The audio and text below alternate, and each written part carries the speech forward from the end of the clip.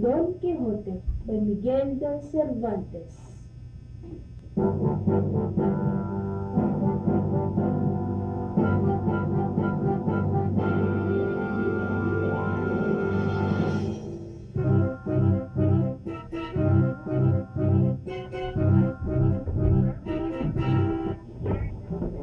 Just then they came in sight of 30 or 40 windmills that rise from that plain.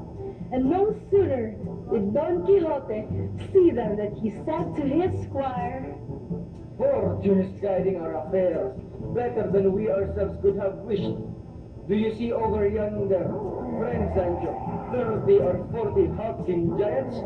I intend to do battle with them and slay them. With their spoils we shall begin to be rich, for this is a righteous war, and the removal of so foul a brood from off the face of the earth is a service God will bless."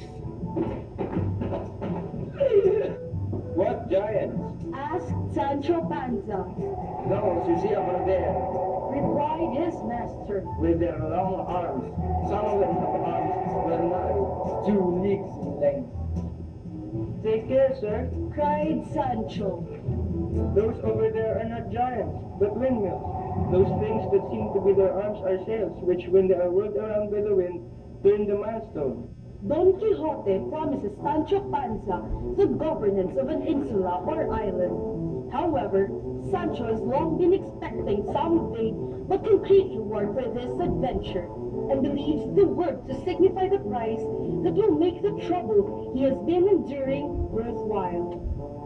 One time, he received a letter from impostor dukes, appointing him as the governor of Barataria.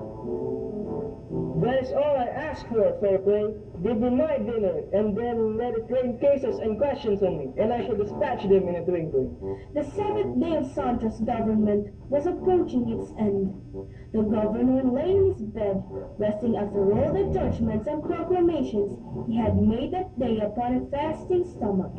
Suddenly he rose in his bed, for he heard the most deafening noise, intermingled with the ringing of church bells.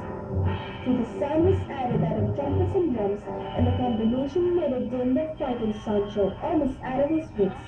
So he flew out of bed, put on a pair of slippers, and rushed into the street, dressed in nothing but his night shirt.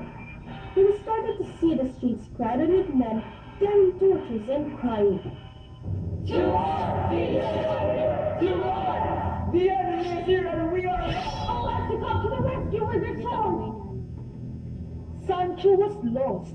He did not know what to do, for swordsmanship was not among his accomplishments.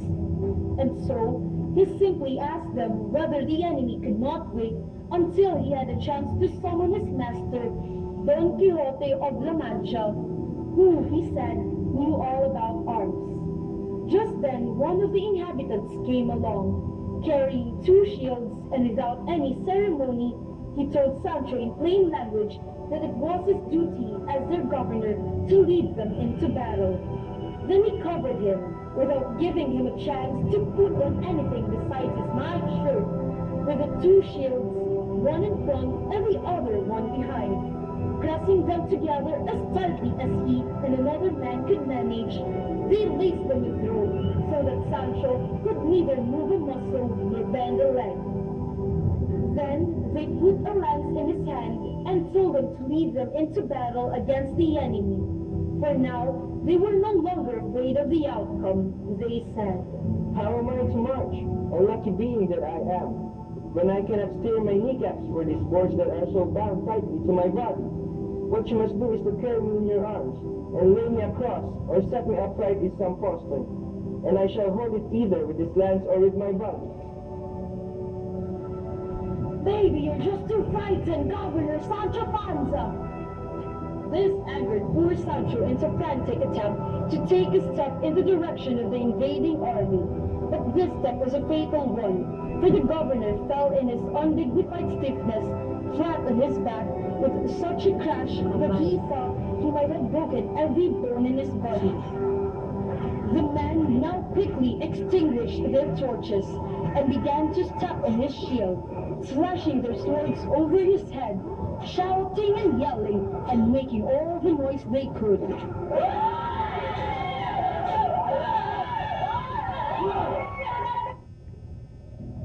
All these exclamations put fear in the already hard-pressed and squeezed heart of Sancho Panza. Lord in heaven, I wish I had never seen the sight of this island. Please, have mercy on me and let me die, or else let this terrible strife and warfare come to an end. Victory! Victory! The enemy retreats! Victory! Victory! The enemy retreats! Victory! Victory! Victory! Heaven must have heard Sancho's prayer. Then someone jerked him by the arm and told him to stand up and enjoy the victory.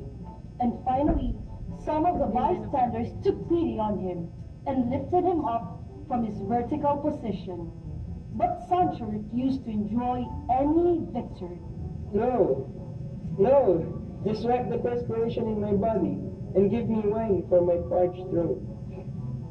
When they had fulfilled this desire of his, they carried him to his chamber, where they put him to bed. Hardly had they got him to bed before he fainted away, overcome with excitement and government. The attendants sprinkled some water in the governor's face, and he soon came back to life. The first thing he asked was what time it was. They replied it was early morning. He rose without saying a word, dressed himself in haste, and then went out to the stable. I should have stuck by you all the time, and not let myself be carried away by ambitions to become governor of Athens. Make way, and let me go back to my old freedom. Let me go look for my past life, and raise myself up from this present death. I was not born to be a governor, or to protect islands or cities from the enemies that choose to attack them. Plowing and digging, vine dressing, and pruning are more in my way than defending provinces or kingdoms. God be with your worships. Tell my lord the Duke that naked I was born, naked I find myself, I neither lose nor again. I mean that without a farthing I came into this government, and without a farthing I go out of it. Here, the doctor offered to give the retiring governor a drug that would cure him of all pain. He also promised Sancho if he would stay, he would behave better in the future, and give him as much to eat as he desired. But Sancho refused to accept what he offers. And Sancho started his journey towards his master with his ever faithful donkey, Jacko.